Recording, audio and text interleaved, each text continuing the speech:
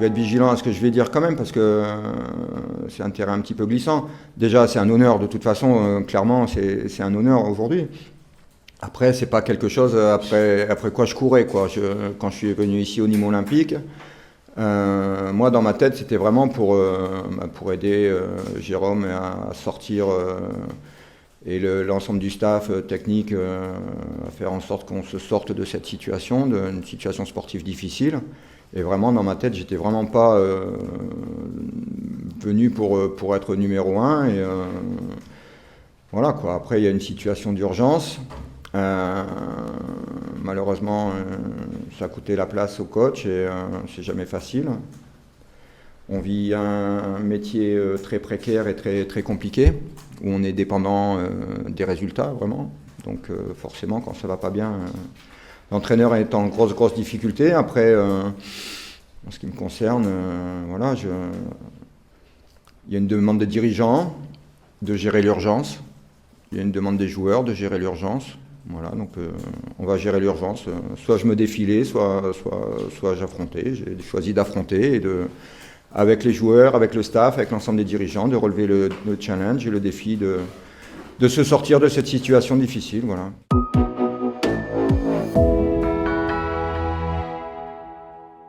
Alors, je vais être transparent, encore une fois, parce que c'est mon mode de fonctionnement. Quand Reda m'a sollicité, m'a demandé si j'étais prêt à reprendre l'équipe, je lui ai dit non, je ne suis pas prêt à reprendre l'équipe parce que je ne suis pas venu ici pour ça. En plus, quand je suis venu à Nîmes, à Reda, je lui avais dit, écoute, moi je veux bien venir, mais je veux que ce soit clair, je ne viens pas pour le poste de numéro 1, ça ne m'intéresse pas, je viens pour le poste d'adjoint, ça m'intéresse. Et ça avait été clair aussi avec Jérôme.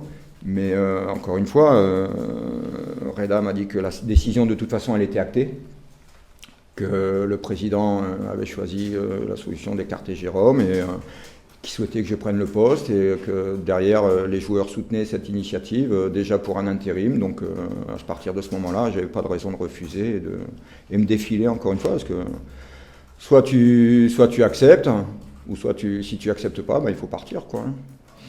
Je ne pense pas qu'il soit dans l'idée de rechanger en pleine saison comme ça, parce qu'on est quand même déjà au mois de février et ça n'aurait pas beaucoup de sens de rechanger. Après, encore une fois, on est dans le football, on ne maîtrise pas tout, donc l'intérim il va aller normalement jusqu'à la fin de la saison et moi je suis là pour tout donner jusqu'à la fin de la saison.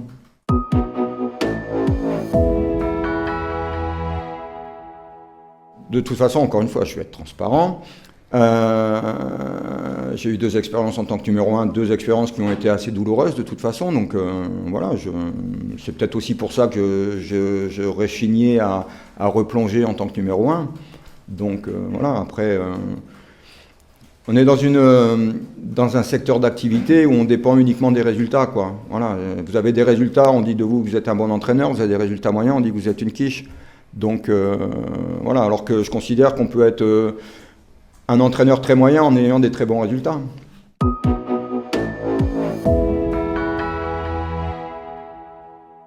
Après, moi, je vais rester moi-même. Donc, moi, ma méthode, c'est une certaine proximité avec les joueurs. Moi, je considère que c'est pas moi qui ai la solution tout seul, mais moi, je suis un outil au service du club. Et voilà, c'est-à-dire que le challenge du maintien, on va le réussir ensemble ou on échouera ensemble, quoi. C'est-à-dire que moi, je considère ma mission dans un but un petit peu global et voilà, dans lequel j'englobe le staff médical, les joueurs, les dirigeants, le staff technique, etc. Donc voilà, c'est de partager, d'avancer ensemble et voilà, je suis pour ça, pour l'échange et pour fonctionner avec tout le monde, quoi. C'est pas moi, je vais pas fonctionner tout seul et tout révolutionner. Il y a des choses qui marchaient correctement et celles-là on va les garder. Moi je suis pas là pour tout révolutionner.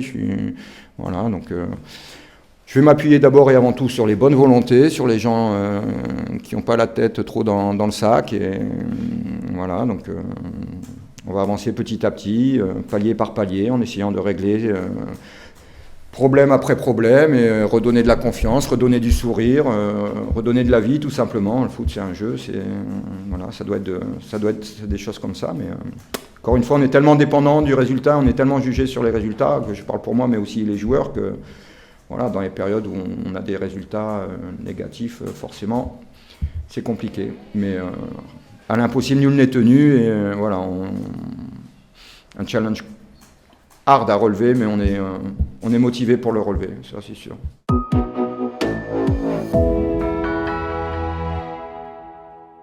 Moi, j'ai lu un petit peu la presse, j'entends ce qui se dit, et apparemment, il ressort que non, mais sincèrement, pour moi, c'était pas flagrant, si vous voulez, à mes yeux, quoi. Voilà, c'est pas, moi, je suis là que depuis un mois.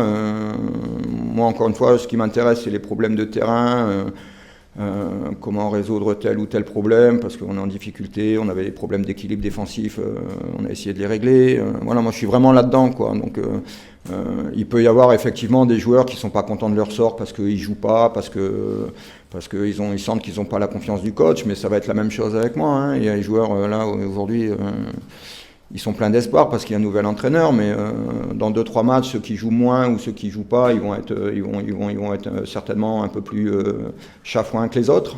Chafouin, ça se dit, c'est pas mal ça, chafouin. Et puis voilà, quoi. Après, encore une fois, sur la question de la confiance, moi, je suis mal placé pour en parler, quoi, de ce qui s'est passé avant et de la situation comme il y avait avant, quoi. Ça, il faudra poser la question directement aux joueurs, je préfère. Moi, je peux pas répondre à leur place. Moi, je suis...